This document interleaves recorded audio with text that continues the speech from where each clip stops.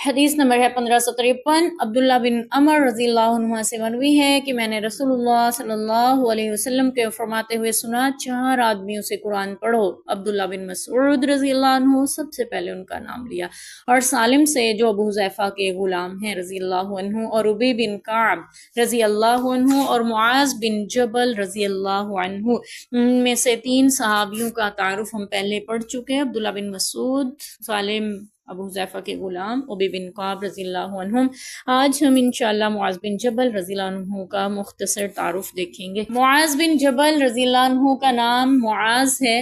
اور کنیت ابو عبد الرحمن، اور ان کا لقب امام الفقہاء، کنز العلماء، عالم ربانی ہے۔ امام الفقہاء، فقیوں کے عالم، کنز العلماء، علماء کا خزانہ، اور عالم ربانی کی بھی تعریف ہم پہلے اس باب میں پڑھ چکے ہیں، یعنی وہ عالم جو رب والے ہیں، جس کا اللہ تعالیٰ نے قرآن پاک میں حکم دیا وَلَٰكِن كُونُوا رَبَّانِيِّينَ، بلکہ وہ تو یہی کہیں گے کہ تم رب والے ہو جاؤ۔ تو ان کا لقب عالم ربانی ہے، اور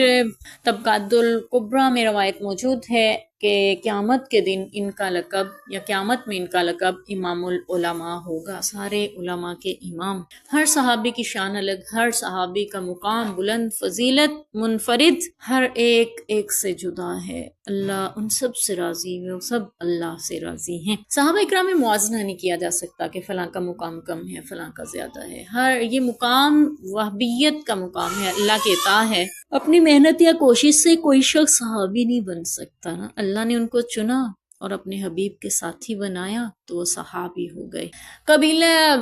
خزرج سے تھے اور خاندان عدی بن سعد تھا۔ ان کا 18 سال کی عمر میں اسلام قبول کیا۔ مصعب بن عمیر رضی اللہ عنہ جو مکہ سے نبی پاک صلی اللہ علیہ وسلم کے مبلغ بھیجے گئے تھے مدینہ کی طرف بنا کر، انہوں نے دین کی دعوت دی یہاں پہ، تو سعد بن مدینہ میں، تو سعد بن معاذ رضی اللہ عنہ بھی ان کے ہاتھ پہ مسلمان ہوئے، اور پھر مسلمان ہونے کے بعد بیعت عقبہ میں بھی شریک رہے۔ بیعت عقبہ جو مسلمانوں نے نبی پاک صلی اللہ علیہ وسلم سے حج کے موقع پر مدینہ کے مسلمانوں نے خفیہ طور پہ بیعت کی تھی کہ اللہ کے رسول آپ مدینہ تشریف لے آئیں، ہم دین اسلام کے اشاعت میں آپ کا بھرپور ساتھ دیں گے۔ تو آپ صلی اللہ علیہ وسلم نے فرمایا تھا جان بھی جا سکتی ہے، تو انہوں نے کہا تھا اللہ کے رسول ہم جانیں بھی نثار کر دیں گے، آپ تشریف لے آئیں۔ تو یہ بیعت عقبہ اولیٰ، بیعت عقبہ ثانیہ، 2 بار یہ بیعت ہوئی، دونوں بار حج کے موسم میں ہوئی۔ جب جنگ بدر ہوئی تو ان کی عمر صرف 21 برس تھی، اور یہ دشمنان اسلام سے ڈٹ کر لڑے، یہاں تک کہ عبداللہ بن مسعود رضی اللہ عنہ ان کے بارے میں فرمایا کرتے تھے کہ یہ معاذ بن جبل ایک فرد نہیں بلکہ ایک امت، یعنی ایک جماعت ہیں، جو ایک جماعت کام کرتی ہے وہ اکیلے معاذ بن جبل رضی اللہ عنہ کر سکتے ہیں، یا انہوں نے کر دیا ہے۔ جب دین اسلام مدینہ کے ہر گھر میں پھیلتا جا رہا تھا تو عمر بن جموع جو کہ اس وقت تک مسلمان نہ ہوئے تھے، طبقات الکبریٰ میں ان کا بھی واقعہ درج ہے کہ معاذ بن جبل رضی اللہ عنہ نے اپنے ساتھیوں کے ساتھ مل کر ان کا ایک بت جس کی یہ پوجا کرتے تھے، حبل نامی بت تھا، اس کی شبیہ بنا کے رکھی ہوئی تھی، تو اٹھا کے لکڑی کا وہ بت انہوں نے اس کو گھسیٹتے ہوئے رسی سے باندھ کر ایک کنویں میں لٹکا دیا جہاں پہ لوگ کچرا کوڑا پھینکا کرتے تھے۔ تو یہ عمر بن جموع جو تھے یہ صبح اٹھے، انہوں نے دیکھا بت کو غائب پایا، تو وہ اس کو ڈھونڈتے ہوئے نکلے اور ایک کنویں میں گرا ہوا لٹکا ہوا پایا، گلازتوں میں لتھڑا ہوا لا کے اس کو دھو کے رکھا، اور کہنے لگے کہ 2-3 دن ایسا ہی ہوا، پھر اس کے گلے میں تلوار بھی لٹکا دی کہ اب جب تمہیں کوئی نقصان پہنچانے آئے گا تم اپنا دفاع کر لینا۔ لیکن تیسرے دن بھی جب ایسا ہی ہوا، معاذ بن جبل رضی اللہ عنہ نے اپنے ساتھیوں کے ساتھ مل کر پھر اس بت کو وہاں لٹکا دیا اور وہ لتھڑا پڑا تھا، تو پھر عمر بن جموع رضی اللہ عنہ کے دل میں اسلام کی روشنی گھر کر گئی، اور کہنے لگے کہ جو اپنا دفاع نہیں کر سکا، اپنا بچاؤ نہیں کر سکا، باوجود اس کے کہ میں اسے تلوار سونپ کر گیا تھا، تو وہ میرے لیے کسی نفع نقصان کا مالک کیسے ہو سکتا ہے۔ یوں معاذ بن جبل رضی اللہ عنہ اور ان کے ساتھیوں کی حکمت عملی سے عمر بن جموع رضی اللہ عنہ بھی مسلمان ہو گئے، اور جب مدینہ کے گھروں میں بتوں کو توڑا جا رہا تھا اسلام قبول کرنے کے بعد، جو جماعت پیش تھی اس میں معاذ بن جبل رضی اللہ عنہ بھی ساتھ تھے، اور ہر گھر سے بتوں کا صفایا کرتے جا رہے تھے۔ نبی پاک صلی اللہ علیہ وسلم مدینہ تشریف لائے تو انہیں دین کا سیکھنے کا شوق اس قدر تھا کہ نبی پاک صلی اللہ علیہ وسلم سے غزوہ تبوک کے موقع پہ ذرا سا موقع ملا پاس جانے کا، اور فرقت محسوس ہوئی، تھوڑا سا وقت ملا باقی لوگوں سے، تو سوال کرنے لگے اللہ کے رسول مجھے کوئی ایسی بات بتائیں جو جنت میں لے جائے اور دوزخ سے بچا لے۔ آپ صلی اللہ علیہ وسلم نے ارشاد فرمایا تھا بہت بڑی بات تم نے پوچھی ہے، بس جس کو توفیق مل جائے اس کے لیے آسان ہے۔ مفہوم آپ صلی اللہ علیہ وسلم کے الفاظ کا، یعنی بات بہت بڑی ہے، اور آپ نے فرمایا تھا اللہ کی عبادت کرو، اس کے ساتھ کسی کو شریک نہ ٹھہراؤ، نماز پڑھو، رمضان کے روزے رکھو، حج بیت اللہ کی استطاعت ہو تو حج کرو، اور آپ صلی اللہ علیہ وسلم نے پھر مزید دین فرمایا تھا کہ خیر کے کچھ دروازے ہیں، ایسے دروازے جو آپ کریں گے تو آپ کے لیے خیر ہی خیر کھل جائے گی، ہر طرف بھلائی اور خیر ہو جائے گی۔ آپ نے فرمایا تھا روزہ خیر کا پہلا دروازہ بتا رہے ہیں نبی پاک صلی اللہ علیہ وسلم، روزہ ہے جو ڈھال ہے، گناہوں سے روک دیتا ہے انسان کو، شہوات سے روک دیتا ہے، گناہوں میں پڑنے سے روک دیتا ہے، اس لیے آپ صلی اللہ علیہ وسلم نے فرمایا یہ بھی خیر کا دروازہ ہے۔ روزے کثرت سے رکھے جائیں، انسان پہ خیر نازل ہونے لگتی ہے، وہ خیر اور بھلائی کے کاموں میں آگے بڑھنے لگتا ہے، اس پہ خیر کا دروازہ کھل جاتا ہے۔ اور دوسرا دروازہ آپ صلی اللہ علیہ وسلم نے فرمایا صدقہ گناہوں کی تپش کو ٹھنڈا کر دیتا ہے، دوزخ کی آگ، گناہوں کی آگ جو ہم نے اپنے اوپر جلا لی ہے، اس کو ٹھنڈا کرنے والی چیز اگر کوئی ہے صدقہ ہے، اور صدقہ بھی آپ کے لیے خیر کے دروازے کھول دیتا ہے۔ اور جنت کا دروازہ آپ نے فرمایا تھا لا حول ولا قوت الا باللہ ہے، رات کی نماز یعنی تہجد کی نماز، تتجافا جنوبہم عن المضاجع یدعون ربہم خوفا وطمعا، یہ بھی خیر کا دروازہ ہے، جو تہجد پڑھتا ہے اس پہ خیر اترنے لگتی ہے، اس کے لیے خیر کے دروازے کھل جاتے ہیں۔ اور مسند احمد 228 حدیث نمبر کا مفہوم ہے یہ۔ اور نبی پاک صلی اللہ علیہ وسلم ان کے شوق علم کو دیکھتے ہوئے جب یہ نہیں کوئی سوال کرتے، نہیں کچھ پوچھتے، نہیں کچھ سیکھ رہے ہوتے، تو خود ان کو عصا سے ٹھوکر لگائی اور پوچھا کہ جانتے ہو معاذ خدا کا بندوں پر کیا حق ہے؟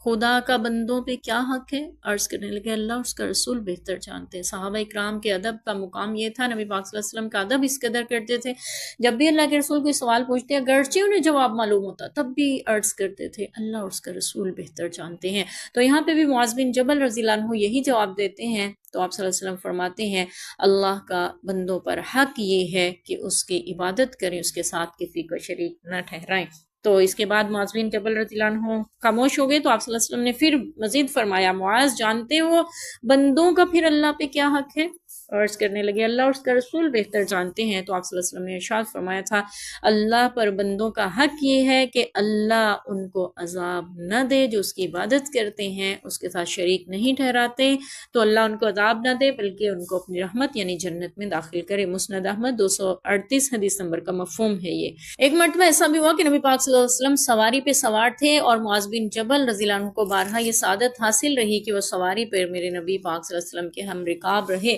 تو نبی پاک صلی اللہ علیہ وسلم کے ساتھ تھے، آپ نے پکارا یا معاذ بن جبل، عرض کرنے لگے لبیک و سعدیک، اللہ کے رسول حاضر، حکم کیجئے۔ ہم اپنے لفظوں میں اس کو یوں بیان کر سکتے ہیں، آپ نے پھر ارشاد فرمایا یا معاذ، پھر عرض کرنے لگے لبیک و سعدیک، تیسری مرتبہ پھر فرمایا، تو آپ نے فرمایا کہ جو شخص، معاذ سنو، جو شخص کلمہ توحید دل سے پڑھ لے دوزخ کی آگ اس پہ حرام کر دی جاتی ہے۔ معاذ بن جبل رضی اللہ عنہ عرض کرنے لگے اللہ کے رسول کیا میں یہ بات پھیلا دوں،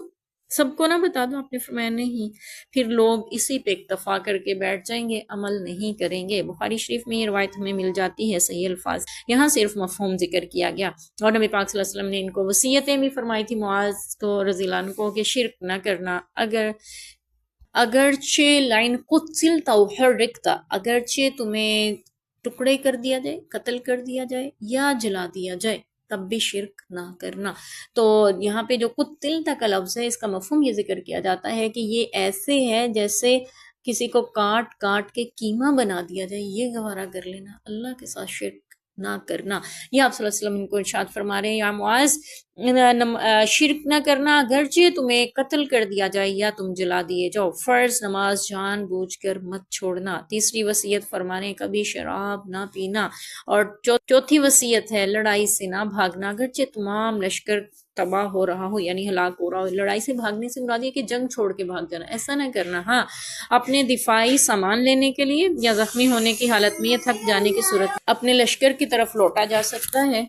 گناہوں میں مبتلا نہ ہونا، کیونکہ اس سے اللہ کا غضب حلال ہو جاتا ہے، اللہ کا غصہ حلال ہو جایا کرتا ہے، اور وبائی امراض میں ثابت قدم رہنا۔ یہ بھی مسند احمد کی ہی روایات سے ہمیں مفہوم ذکر ہو رہا ہے، یہاں پہ الفاظ صحیح ہم دیکھ سکتے ہیں۔ تو معاذ بن جبل رضی اللہ عنہ پہ پھر ان الفاظ کا اثر یہ تھا کہ انہوں نے زندگی بھر اس کو نہ صرف نبھایا بلکہ عمل ایسا کیا کہ جب حضرت عمر رضی اللہ عنہ کے دور خلافت میں طاعون امواس پھیلا، جس میں لشکر کا لشکر شہید ہونے لگا، یعنی نبی پاک صلی اللہ علیہ وسلم نے یہ ارشاد فرمایا تھا، آپ کے ارشاد کا مفہوم ہے کہ یہ میری امت کے لیے طاعون جو ہے میری امت کے لیے رحمت ہے، بنی اسرائیل کے لیے عذاب تھا، امت محمدیہ کے لیے رحمت ہے۔ جو کوئی طاعون سے مارا گیا وہ شہید ہے، اس کو شہادت کا درجہ ملتا ہے۔ تو ابو عبیدہ بن جراح رضی اللہ عنہ کی وفات جو طاعون امواس میں ہوئی، اس کے سبب انہوں نے قائم مقام معاذ بن جبل رضی اللہ عنہ کو بنایا۔ تو عمر رضی اللہ عنہ نے ان سے کہا کہ آپ یہ مقام چھوڑ دیں، میں آپ کو پرفضا مقام پہ منتقل کر دیتا ہوں۔ تو انہوں نے فرمایا، میرے نبی نے فرمایا تھا کہ وبائی امراض میں ثابت قدم رہنا، اور اس بات کو انہوں نے نبھایا یہاں تک کہ اسی مرض سے دار فانی سے رخصت ہوئے اور شہادت پا گئے۔ کیونکہ حدیث پاک کا مفہوم ہے کہ تم جہاں پہ وبائی مرض کوئی پھیل جائے وہ جگہ چھوڑ کر نہ جاؤ، اور جس جگہ پر پتہ ہو کہ وہاں پھیل چکی وہاں پہ داخل نہ ہوا جائے۔ نبی پاک صلی اللہ علیہ وسلم نے ان کو یمن کا مبلغ اور قاضی بنا کر مقرر فرما کر بھیجا تھا۔ جب انہیں رخصت کیا تو آپ صلی اللہ علیہ وسلم خود سواری پر سوار ان کو کر کے مدینہ سے باہر ان کو رخصت فرمانے آئے، اور چلتے چلتے ان کو وصیتیں فرماتے جا رہے ہیں، یہاں تک کہ ان کو سواری پہ سوار ہونے میں بھی مدد دی، اور پھر ان کو وصیتیں فرمانے ساتھ ساتھ چلتے۔ معاذ بن جبل رضی اللہ عنہ عرض کرنے لگے، اللہ کے رسول آپ سوار ہو جائیں، میں پیدل چلتا۔ آپ نے فرمایا نہیں، جو قدم اللہ کی راہ میں غبار آلود ہو جائیں اللہ اس پہ جہنم کی آگ حرام کر دیتے ہیں۔ اللہ تعالیٰ کے نبی صلی اللہ علیہ وسلم کے الفاظ کا مفہوم ہے یہ، اور آپ علماء کی عظمت، اکرام اور ان کی عزت کا انداز بھی سکھا گئے امت کو۔ معاذ بن جبل رضی اللہ عنہ سے آپ نے فرمایا تھا، معاذ اگر تمہیں کسی بات پہ فیصلہ کرنا ہوا تو کیسے کرو گے؟ قاضی مقرر کرے۔ انہوں نے عرض کیا، اللہ کے رسول میں اللہ کے قرآن سے اس مسئلے کو حل کروں گا۔ آپ نے فرمایا اگر وہاں نہ پاؤ تو عرض کرنے لگے، اللہ کے رسول سنت میں دیکھوں گا۔ فرمایا کہ اگر وہاں بھی نہ پاؤ تو عرض کرنے لگے، اللہ کے رسول اجتہاد کروں گا۔ آپ صلی اللہ علیہ وسلم نے ان کے سینے پہ ہاتھ اور فرمایا تھا، میں بھی یہی رائے رکھتا ہوں۔ آپ صلی اللہ علیہ وسلم کی یہ الفاظ کا مفہوم ہے۔ بہت سی وصیتیں، نصیحتیں اور بہت سا علم ہمیں معاذ بن جبل رضی اللہ عنہ کی سیرت سے ملتا ہے۔ اللہ ان سے راضی، یہ اللہ سے راضی ہیں۔ طاعون امواس کی وجہ سے صرف 38